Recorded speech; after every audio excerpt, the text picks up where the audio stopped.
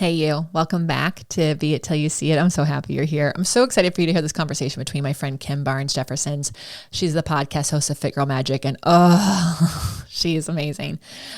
She's so special, and I think she'll have you laughing, but I loved our vulnerable, honest conversation. And too often I see women specifically not going after what they're here on this planet to do, not seeing their incredible amazingness because they're so focused on losing 10 pounds, losing 20 pounds, not being an X size, and they're like outsourcing their confidence to a number on a scale, outsourcing their worth and their value, right?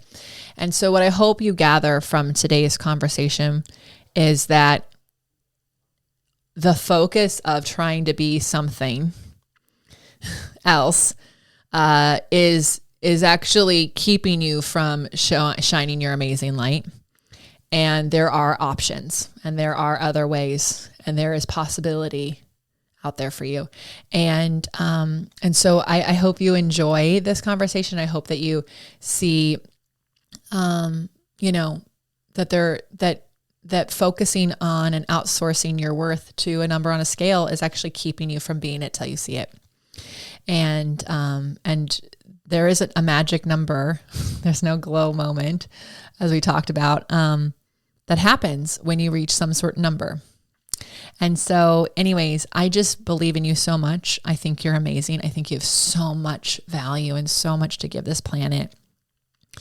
And I don't want you outsourcing that to some random number that you're waiting to be, and then you'll do all those things. And so I truly can't wait for you to hear Kim's story and Kim's words.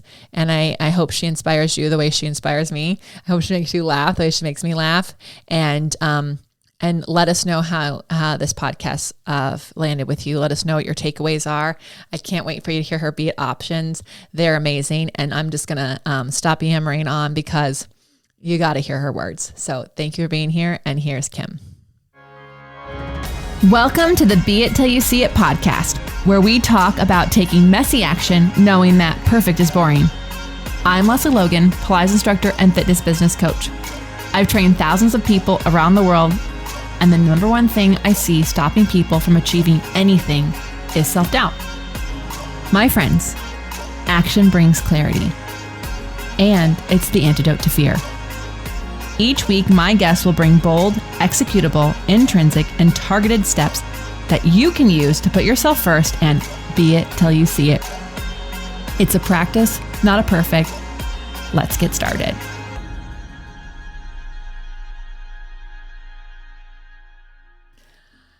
Hello, Be It listener. What's up, babe? Okay, get ready. This conversation is going to just go off because Kim and I it's really random. She actually asked for people to just send audio messages in a group I'm in about something. Can't even tell you what it was. And I was like, okay, as a stranger, I recorded myself with a tip and sent it to her. And I ended up on her podcast, Fit Girl Magic. And that's one way to meet someone. And then, we were in the same group, but because of travel and times, we actually first met in real life in Los Angeles, and fast friends from that moment, just looked at her and were we just have so much in common and there's so much that we align with. So Kim Barnes Jefferson is here I can't wait. So tell us who you are, Kim, what you're all about, what you're excited about right now. So my name's Kim Barnes Jefferson, and I work with women over 40 who feel like their bodies gave them the finger. It happened to me, and I know many women out there. Your doctor tells you, you're just 40. It's just what it. I'm like, no, I'm not going to accept it. So that's really my passion, my drive is that I really hate when medical doctors tell you that you just have to accept something. I don't care what it is. You don't have to accept anything. Always ask more questions. Oh my gosh. Can you see? Already right there, as soon as they heard your tagline, I help women over 40 who feel like their bodies gave them the middle finger.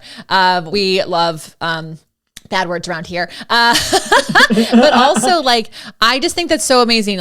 We are taught for some reason to just accept things. We should just accept things. Oh, well, I don't know. I said something the other day, well, you're close to 40. And I was like, I'm not that. I mean, yes, I am, but I'm also not that close yet. Like, it's not a Right. countdown. And then also, aren't we living to 105 now? I don't get it. Like, I don't know who this person was that said, like, at 40, like, your body's supposed to be this way. So, like, you just have to accept. And I'm like, but why? Like you said, my grandma's 100 years old. Like, we're living longer. She's got our memory. You got to tell her to not mow her lawn. Like, she's still really active. Okay, I want the picture of your grandmother mowing her lawn. I really do. I want to frame it. It's hysterical. Like, she lives in South Carolina, so it's hot as balls there. And she'll be out like at noon mowing her lawn. And my aunt's like, for the love of God, could you stop? Okay, so let's go back a second. When did you feel like your body gave you the middle finger? And what prompted you to be like, I'm not accepting this.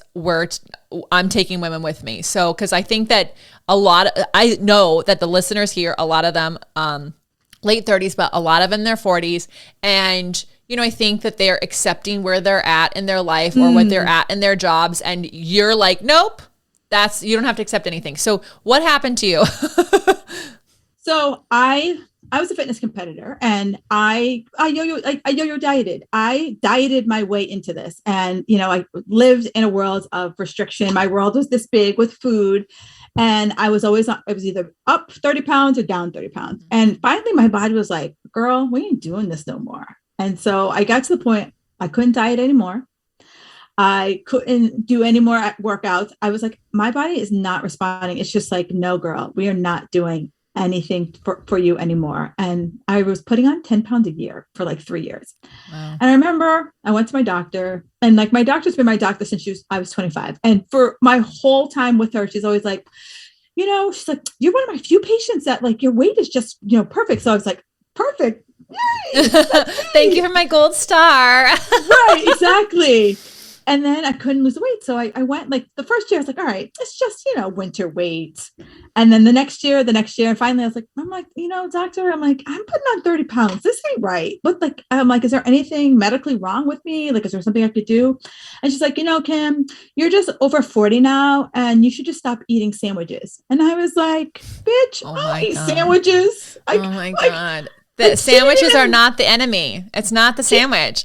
And like, she never even asked me what I eat. Like, if I told her I'm like, like hanging out at Dunkin' Donuts or eating McDonald's, then she'd be like, Kim, cut out McDonald's. Like, she's like, cut out sandwiches. And I was like, okay. I'm like, let me just sit on my hands, because I know my husband will not bail me out if I kill this woman today. And and that was literally it. I drove home and I was like, there's an answer. I don't know what the answer is, but there's an answer. Like, I know I did this to myself. Like, I overtrained and under dieted. I know that about myself, but I'm like, I know there's a way out of it. And so for anyone who's listening, there is a way out of it. One, you got to be ready, and it ain't going to be overnight. What are some signs though? Because in case people are not aware, I think a lot of people just assume diets are the way you do things, and we all are just supposed to be on a diet all the time. Yep. And for the record, just in case you don't know, diet doesn't mean bad things. Doesn't mean you're like restricted eating. It's like the regimen of which you eat food, like what you're eating, what your menu is, right? So because I told my grandpa I was on a gluten and dairy free diet, and he's like, you're too skinny to be on a diet. And I was like, thank you, Pops. We're not restricted on the calories we're consuming, but we are restricted on those two items. So, what does it look like when you are over dieting? Like, what are the signs and symptoms of that? Just in case people don't know. So, over dieting is that, we all grew up thinking that in order to lose weight, maintain weight, I have to eat less and move more. And so many of us, I don't know where this number came from. I've been researching it just to like be able to find the source, that if we eat 1,200 calories, right? So we get stuck in, I need to eat a certain number of calories because that's going to keep me safe. Yeah. Or we always feel like I have to be hungry, that, I have to like sacrifice, suffer in order to lose the weight or maintain my weight, or, like you said, give up gluten, soy, dairy, carbs, like give up. And like, you chose to it because it's like, for you, that makes your body feel good. That's different. Yeah. There's a big difference. I was scrolling through Instagram and I saw that some influencer that I don't even know says, no, no more, whatever. Yeah, no, it's true. I lived in LA. And so these women would go on this one particular trainer's plan who was endorsed by a certain celebrity. And they're like, yeah, I'm on this diet and I do 600 calories a day. And I'm like, so that actually scares the hell out of me. Yeah. And I'm just going to let you know that as soon as you're not doing 600 calories a day, you're going to gain so much weight. And you're just like, your body is not, because it's used to only having six, like it's going to, I don't know the science of it because I don't study that, but like as women, we were advertised to do this to ourselves. Many of us have been on many restrictive diets, and then we do this to ourselves. And then what happens is, yes, 40 happens and things happen. But a lot of those things that are happening are because our body says, F you like did damage to me. So what were the signs and symptoms of the damage from restricted dieting? Like, what does that look like? Well, it's funny. It's hindsight's always 2020. When you're in the thick of it, you're like, this is awesome. Like, because I was just getting I was a trainer at the time. So I was getting all the accolades like, oh, you look so good. You look amazing. Like I was getting clients because of how I looked. Now I'm like, no, I want a client to come to me because they have reached that point where like, I don't like how I look anymore. So what was happening to me was like, I was just neurotic. I was neurotic about what I ate. I was neurotic about, how many times I went to the gym. Like my life revolved around my food and my workouts. Yeah. I know that. And it's funny because I was on another podcast a couple days ago, and I was talking about like, I hate to make this like analogy, but it's the only one that I've found that really works. Is that like, how an alcoholic just reaches their rock bottom, their point where they're just like, I cannot take another drink. I just can't. Right. And that was me. I was like, I can't spend too much more time thinking about eating and exercising. I can't do it anymore. And I'm on the Stairmaster and I'm crying. I'm crying on the Stairmaster. It's my birthday.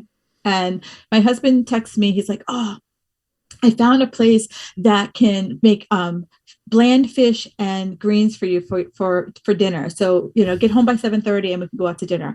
And I'm like, seriously? My husband has to call a restaurant and tell them how to make my food. And I was like, I at that point, I burst into tears. I was like, is this my life? Yeah.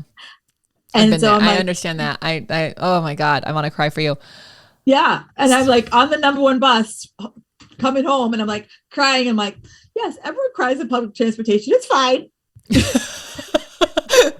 Yeah, she lives in Boston. So if you're like, what? My Californians and other like you ride the bus in Boston, you ride the train. Like, yeah. So East Coasters, we take public transportation. So yeah, I was riding. Oh my God.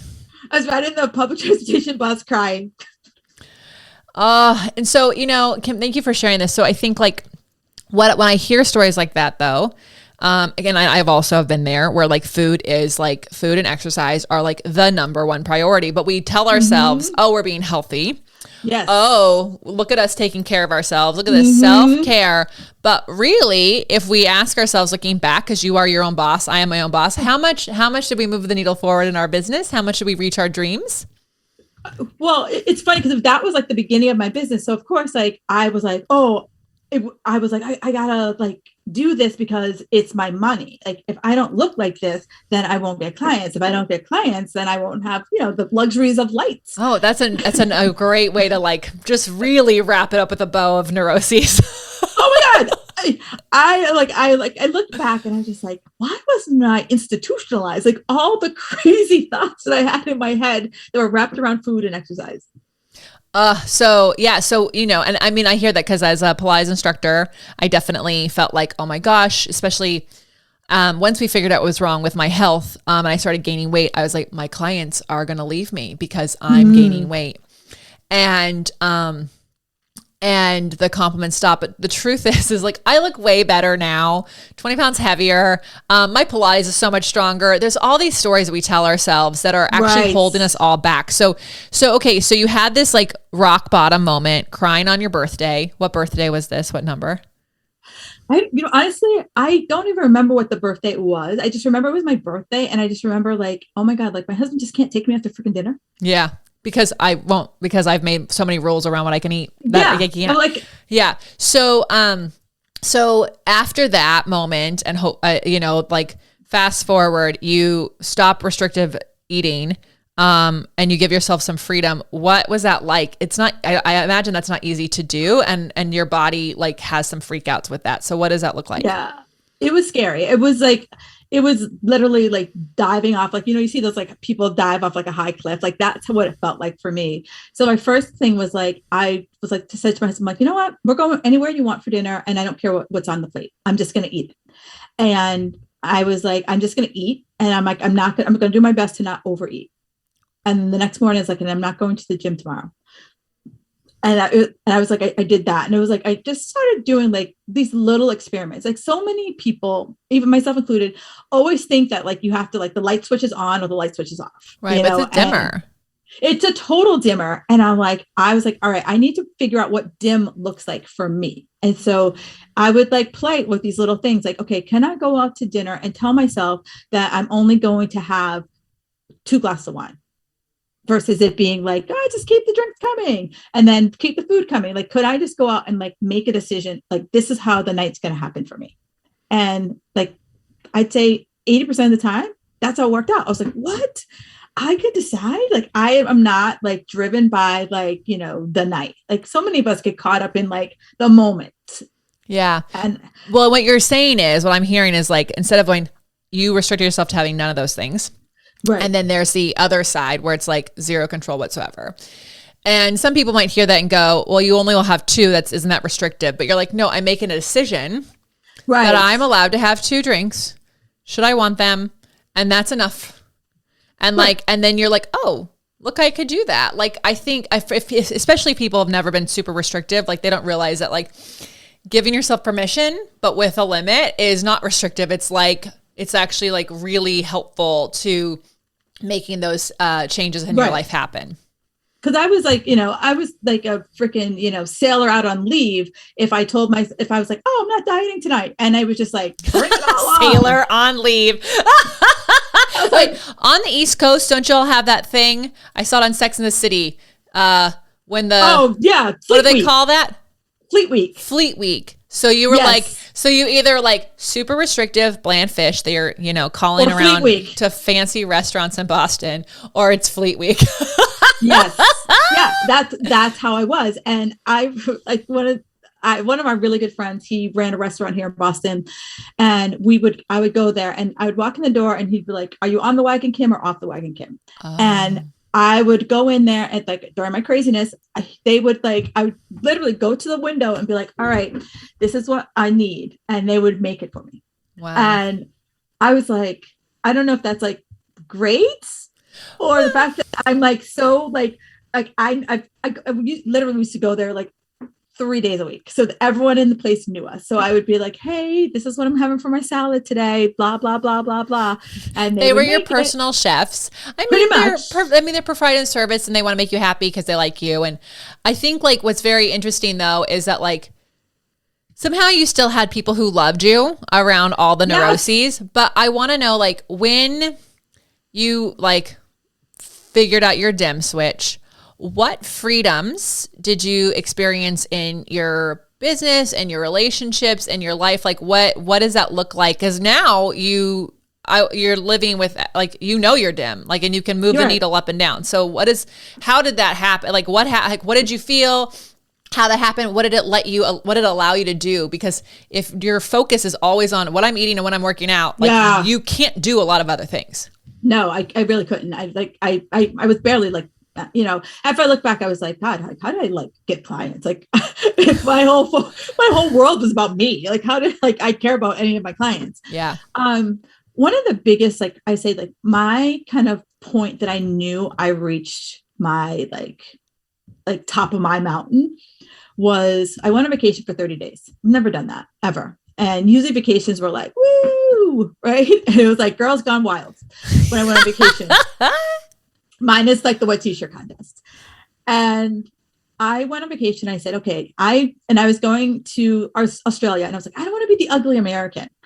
what can I do so that I'm not always thinking about getting in my workout, food, so forth. So I gave myself non-negotiables and I said, what feels easy? What can I do, but still not feel like wasn't enough, Kim, you didn't do enough. And I was like, okay, I know I could sleep. Sleep's amazing.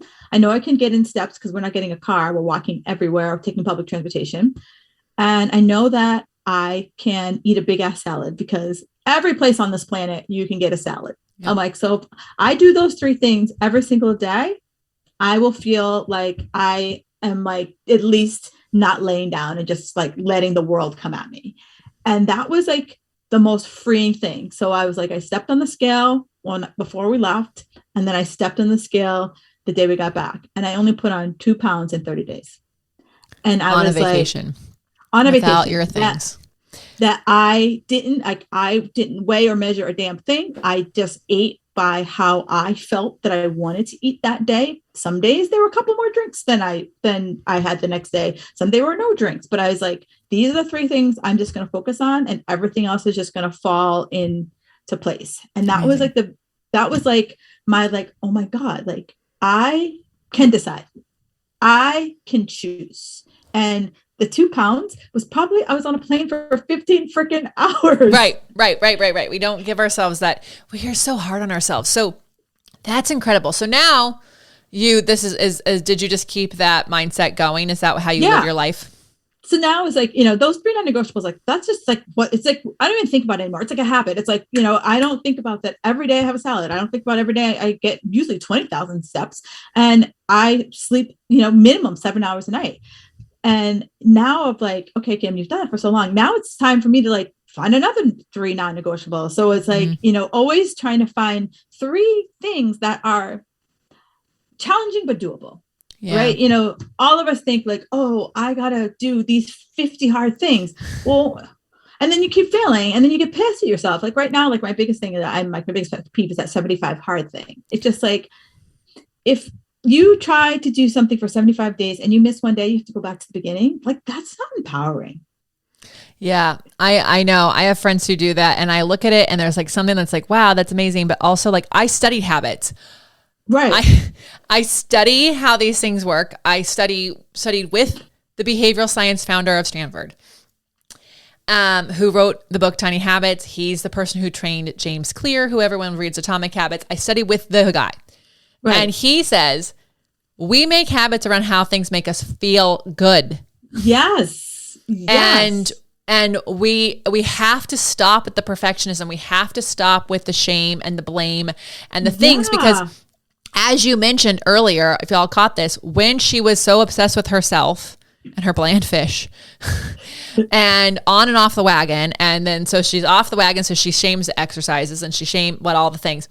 She's like, right. I don't even know how I got clients. And so in your dream, here you are. Now you're the woman, you're the trainer, you're the speaker who helps women over 40 help their body, like help how they feel about their body that just gave them the middle finger. You're like, how did I even do anything before that? Because I was so obsessed with this. And so like, I think this is really important to talk about because we cannot be it till we see it. We cannot do the thing we're here on this planet to do if we are 100% obsessed with controlling something that actually has nothing to do with it. Not like what I just love about all the people I know in the fitness industry is like, all of us have different bodies and all of us have different shapes. And if all of us were in bikinis right now, you may or may not go. Those are a group of trainers right over there. Right. But that's actually not a reflection of our talent and skill. It's like this is our body that we're confidently wearing, and all bodies look different. And when you're obsessed with what you eat and how many hours and how many calories you burn, you cannot show up for people. So giving yourself this dim switch, giving yourself these non-negotiables that are easy for you to accept and do. They're challenging, but possible. Tell us about the women whose lives you've been working on. Like, what are your goals on, like, how do you help them? What do they come to you for? So a lot of women, they come to me and they're caught up in the diet culture. They want to lose the 10 pounds or they want to, eat better, healthier. And one of the things I'm always telling them is like, let's get really clear about what that means for you. Yeah. Right. Let's get clear about what season you're in. I have a client, she's an accountant, and from pretty much February through May, like she's heads down, like doing people's taxes. And I was like, Katie, is this a season for you to even think about weight loss? Or is this the season for you to be like, what can I do to maintain what I have? Like, so that I'm not eating cold pizza in the kitchen, because they always bring them in food. I'm like, what can you focus on? So it's, for me, it's a lot of like having my clients lift their heads up from like all the malarkey that's been like thrown at them, to be like, what works for you? Because like, Lesley, what works for you ain't gonna work for me. What works for me isn't gonna work for you. So my when I work with my clients, it's like, you're an individual. So like, what feels easy? Like, what do you think is that one thing right now, if you started doing it, that's going to really open up the door for you? And for many people, you know, like one of my clients, Lori, she's like, I know it's my sleep.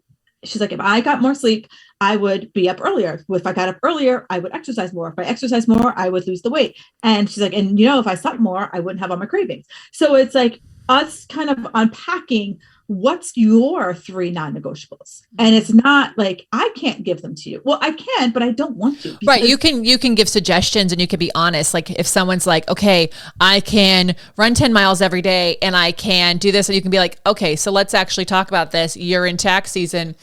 Do you have an hour and a half every day to run? No. Right. So can you go for a walk for 10 minutes every day? Can you drink X amount of water a day? Can you commit to 7 hours of sleep? Like those, like you're saying, so as a coach, you're like, let me just call you out, because that's a little too much. But like also you can, they have to create them. Otherwise it's just another thing that they're doing for someone else, really. Exactly. You know, like I think about it, like when I worked in corporate, like you had a corporate job too. So like the, you know, head of the company set the goal. Then it trickled down to your boss, and then your boss told you what you needed to do in order to help the company hit their goal. Yeah. Were you invested? Did you give a shit about that said goal that you were supposed to like help the company with? Only if the commission was good and achievable. And as soon as the goals came in and they were not possible, I was not invested. I was like, nope. Right. Right. If there's no money in it if there's like, I'll be a first person. I'll be honest with you. Like, I like money. I do. Love money. And if, you know, in corporate, like if I wasn't getting a bonus attached to it, like what's the incentive? I need a carrot. And so I always tell my clients, I'm like, you need that carrot. Like, what is your why? And, you know, one of my clients, Mandy, her why is she's like, my kid is 4 years old and I have no freaking energy. Yeah. So that she's like, that's my carrot to keep going. I love that. So you work with them on their seasons. So y'all, there are seasons. And we've had different guests on who've talked about even like a season of our cycle, right? There are weeks of a month that you're going to feel like, I got this. And there are weeks of the month that you're like, please bring a blanket, shade, sunglasses, turn the music down. I don't like whatever. But then there's also just seasons. Every single one of us has a season that we're in, not just like that it's, you know, fall or summer, but it's like actually like this is your busy season. Like for Kim and I were just talking before we hit record, is like, we're in a very busy season as we record this right now. Right. I'm wrapping up 3 companies for the year in 4.5 weeks, and every minute counts. And so is this the season for me to start something new that is hard? No, but can I have ideas and think about things, and can I make choices on some things that are doable but challenging? And then I can like maybe in December I'm like, you know what, I really have been wanting to learn pickleball because everybody here plays pickleball. I can learn that something new on my vacation. And then, you know, so it's I that's what I hear you saying anyway. So you're 100% right, because it's like I laugh because like so many people like try to like cram all this stuff into their life, and then you feel like a failure because you can't get it all done. But it's like, you know what, like right now, like the month of November, it's not the time for me to take on anything new. It's not you. It's not me. It's like, this is just, I have to honor that I'm done with being busy. And, you know. Oh my God. I love that. I need a shirt. I'm done with being busy. Right. Because like, think about it. You ask anyone, and the people listening, like, think about anyone you ask, you're like, hey, Lesley, how you doing? Oh, so busy. Like, yeah. That is like the first response, not like, I'm doing great today. Like it's sunny out or whatever. Oh, I'm so busy. Like that's become our like cultural icon. Like, well, and badge of honor. It's a badge of honor. Look how busy I am. Right. I mean, no one's giving you a merit badge. It's kind of like I tell my clients when they're like, I need to go hard. I'm like, no one's giving you a merit badge if you diet hard. Like I wish there's no Mercedes, because if there was a Mercedes for dieting hard, I would have like 10. You're like, I did that already 10 times over. I have, do you want my car lot? No, right. You know what I don't want to say, like on my tombstone, Lesley Logan, she was busy. Right. Yeah. Like I am, and that's like, one of the reasons why we hire as many people as we have on our team, because like, I really am like, after we're done talking today, I have my lunch break. It's in the calendar because I do not eat through my lunches anymore, right. Because like that is not serving me. And I think like, what's really cool is that you've lived this, what these women have done because you did it to yourself. And you're like, okay, ladies, here we go. This is what we're stopping doing. So Kim, like what are you excited about right now? Like, what are you working on being it till you see it right now? Right now, what I'm really excited about is that, here we are, we spent, I don't know, almost 2 years in like lockdown, right? Many of us have been, kind of restricted our movement. And so right now I'm working on this big retreat that I'm going to be hosting in next April. And it's just, I really want women to like know what it's like to just get together. Like you have all of your Pilates retreats and that like, yes, the ladies come to the Zooms and it's great. It's fabulous. It's wonderful. But like, there's a different energy when you're in the room and everyone's like, oh my God, you're so-and-so, you're so-and-so. And it's just like, you've been on this journey for so long together and you finally get to meet that person in person. And there's just like the energy is just so different and the relationships that you build. And so I know I've missed that during Rona. Oh my God.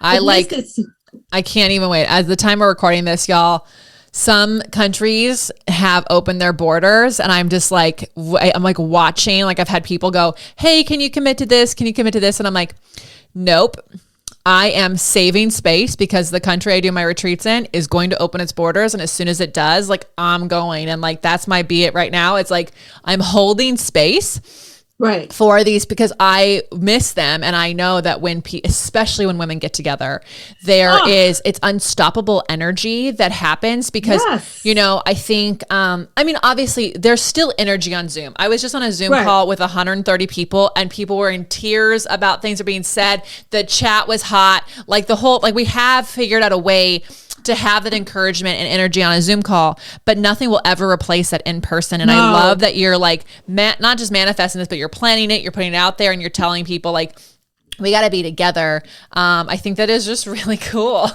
Yeah. I was having a conversation with a friend and she's just like, as adults, and and Lesley and I have talked about this, like as adults, like how many people do we have as like friends, right? If you have kids, you might be friendly with their parents of your kids, but like, are you like friends? Right. And, as adults, it's challenging. Like we all move around and it's really hard to meet people that you just like hook in and you connect with.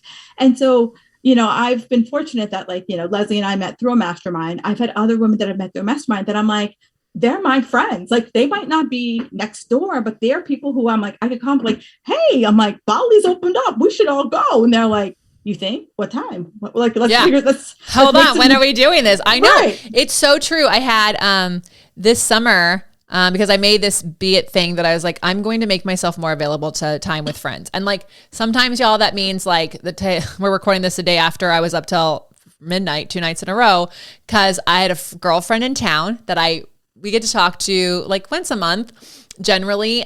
She's also a business owner. I've had her on the pod and I honestly wanted to go to bed, but I was like, nope, I make time to be in relationship with my friends when that's possible. And that doesn't mean I couldn't have said no, but like I said, I am the woman who makes time for her friends when they come to town. And I had this other friend who, Kareen, who's been on the podcast, she's like, hey, I'm going to be in LA on this date. Are you going to be in LA that day? And I was like, oh, I fly to Maui the next day. Yeah, I'll fly into LA for the day. I literally flew in. Right. I found it. I went online. The plane tickets were cheap. It doesn't mean you have to say yes, but I was like, let me just see if I can afford the plane ticket to fly in and out on the same day. And I did because it is so important when you may not live in the same place as your friends, but if you want to have friends, you have to You have to put yourself in those. You have to make the effort. It doesn't just happen. Yeah. Right. This is, oh my gosh, Kim. I mean, we obviously could just keep talking. You're really amazing. But I think there's a lot of women who are listening to this who are like, their bodies gave them a middle finger and they want to know more about how you help them. Okay, Kim, how do all these women get to follow you, find you, stalk you, work with you? I love stalkers. For sure. So you can find me on the socials. I'm Kim Jefferson Coach. So find me there, Kim Jefferson Coach, on the gram as well as on Facebook. Amazing. You're amazing. This is so fun. Thank you for having an honest conversation about sharing your life, because I think I just think so often like our diets and our way of exercise and the way we see ourselves keeps us from being it till we see it in so many ways. It just really does. And we really have to stop thinking that our bodies are the reason we're going to have anything happen for us in this life. Oh, now, they are the vessel that gets us there, but they're not the ticket that opens your door. No, I love that. Because you're right. Because it's like so many people like, when I do X, when this happens, and then you get to that point and then you realize, like, I like to use the example of Pulp Fiction, that like shiny glow box that, like, when you lose 20 pounds, this glow box is going to happen. You're going to be like, oh, it's not like you're going to step on the scale and the light's going to stream down. It's like, right. And it's like angels are going to fly. Like, and you're going to lose a 20. And someone's going to give you the promotion and they're going to give the keys to your Mercedes. And then all of a sudden your house is clean and the food, like, no, none of that freaking happens. Your kids are behaving. Like, it's like, I want people to realize, like, I have to be happy now. Like, what are the things I could do to be happy now so that when I do lose the 20 pounds, it's hey, 20 pounds, awesome. I can celebrate it, but it's not going to be this, like you said, this key is going to open up some magic kingdom. Well, and also you'll get to decide if you really need to lose 20 pounds. Like, you're just going to be able to like figure that out. Okay. So before I forget, out of my pure joy and excitement, for removing this glow box theory from people's minds, be it action items, bold, executable, targeted, intrinsic steps people can take to prioritize themselves and be it till they see it. What do you got for us? So the biggest thing, I always find 3 things that you can easily do every single day that makes you feel like you're honoring your health. They don't have to be hard. They don't have to be, crazy. It could be really something like, I'm going to drink a glass of water first thing in the morning. Like, it could be something really simple. Second thing is just really ask yourself, define, what does success mean like for you? Like, don't listen to all the other malarkey BS out there. What does success actually mean for you? And stop collecting information and just start doing shit. Just start getting shit done. Yeah. Oh, I love it. I love it. I love you. We'll definitely have to have you back, my dear friend. Yes. And we have to figure out how we can hang out and get our coffee travel loving husbands, partners in crime together as well. So we will work that out. Y'all, how are you going to use these Be It action items? How are you going to use this inspiration, what Kim has said in your life? Screenshot this episode, tag Kim Jefferson Coach. Yep. On Instagram and the Be It Pod, and let us know. And until next time, be it till you see it. That's all I got for this episode of the Be It Till You See It podcast. One thing that would help both myself and future listeners is for you to rate the show and leave a review. And follow or subscribe for free wherever you listen to your podcast. Also, make sure to introduce yourself over at the Be It Pod on Instagram. I would love to know more about you. Share this episode with whoever you think needs to hear it. Help us and others be it till you see it. Have an awesome day. Be It Till You See It is a production of As the Crows Fly Media. It's written, produced, filmed, and recorded by your host, Lesley Logan, and me, Brad Crowell. Our associate producer is Amanda Fraterelli. Kevin Perez at Disenyo handles all of our audio editing.